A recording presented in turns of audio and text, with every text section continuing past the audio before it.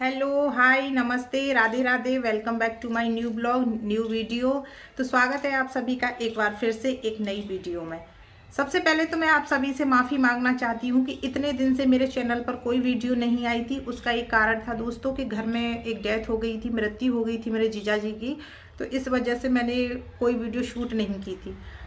किसी ने मैसेज करके पूछा था कि दीदी हस्बैंड सपोर्ट नहीं करते हैं और घर गृहस्थी में हमारे में झगड़ा रहता है, हमारे पति पत्नी का जो रिश्ता है उसमें प्यार नहीं है।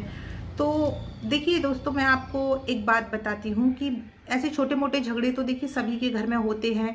दाम्पत्य जीवन में जो क्लेश होती हैं, जो परेशानियाँ आती हैं, वो कहीं ना कहीं हमारी कुंडली में जो गुरु ग्रह है उसके दोष के कारण आती हैं। हमारा जो गुरु कमज़ोर हो जाता है तो दाम्पत्य जीवन में परेशानियां शुरू हो जाती हैं। गुरु मजबूत रहता है तो पति पत्नी के जीवन में बहुत सारा प्रेम रहता है।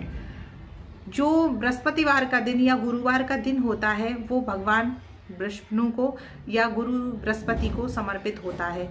तो अगर हम इस परेशानी से निजात पाना चाहते हैं तो हमें गुरुवार के दिन कुछ ऐसे उपाय कर लेने चाहिए जिससे कि हमारा ये दोष मिट जाए और पति पत्नी का जो रिश्ता है वो मजबूत रहे, उसमें प्रेम रहे।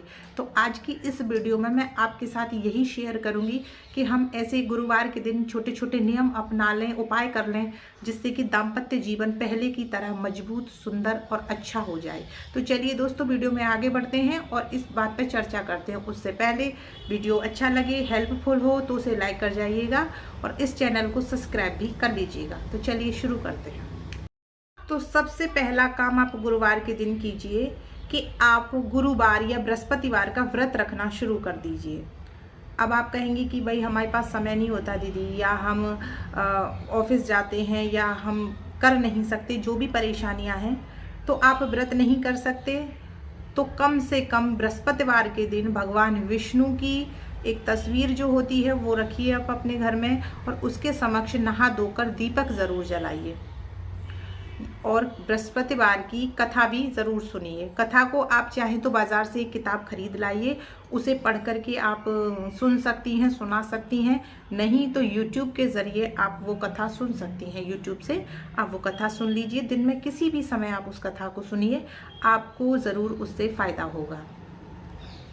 दूसरा नियम दोस्तों कि बृहस्पतिवार के दिन आप पति या पत्नी दोनों में से एक पीले रंग के कपड़े पहनिए। यानी कि आप अपने घर में एक जोड़ी कपड़े ऐसे रखिए, दोनों पति या पत्नी, कि पीले रंग के कपड़े आपको पहनने हैं उस दिन।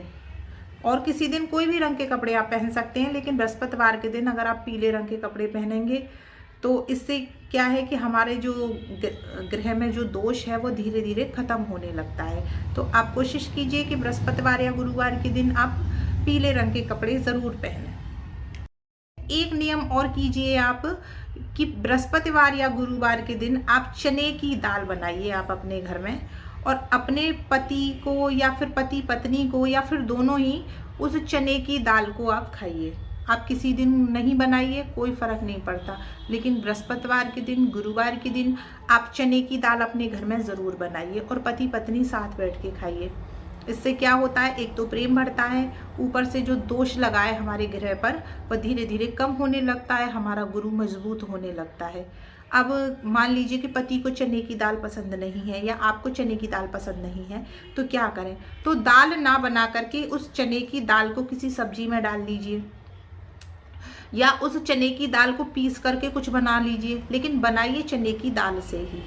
तो ऐसा अगर नियम आप अपनाती हैं तो धीरे धीरे आपके जो रिश्ते हैं दोस्तों उनमें सुधार आना ज़रूर शुरू हो जाएगा। गुरुवार के दिन आप एक काम और कीजिए कि आपको सबको पता ही होगा, सिर से मत नहाइए, यानी कि सर को मत धोइए, बालों को मत धोइए। गुरुवार के दिन बालों को नहीं धोते हैं, इसीलिए गुरुवार के दिन आप बालों को नहा धोइए। इससे भी हमें दोष लगता है और हमारा जो गुरु है वो कहीं ना कहीं कमज़ोर होता है। हमारे घर में गृहस्थी में कलेश धीरे धीरे आना शुरू हो जाती है। तो आप कोशिश कीजिए कि गुरुवार के दिन आप अपने बालों को ना धोएं। आप किसी और दिन भी बाल धो लीजिए, गुरुवार से पहले धो लीजिए, गुरुवार के बाद धो लीजिए, लेकिन गुरुवार के दिन बालों को धोना, मतलब गुरुवार के दिन बाल धोना निषेध ही रखिए। गुरुवार के दिन आप व्रत रख रहे हैं, अच्छी बात है। नहीं रख पाते हैं तो आप एक काम कीजिए एक लोटे में जल लीजिए। जल में थोड़ा सा गुड़ डाल लीजिए, चने की दाल डालिए, थोड़ी सी कुमकुम डालिए और उसे केले की जड़ में आप उस पानी को चढ़ा दीजिए, यानी कि डाल दीजिए। अगर केला नहीं है तो आप कहेंगे कि भाई केला नहीं है, हमारे आसपास भी केले का पेड़ नहीं है, तो कोई बात नहीं है, आप उस पानी को तुलसी की जड़ों में चढ़ा दीजिए या तुलसी की जो क्यारी होती है दोस्तों उसमें डाल दीजिए।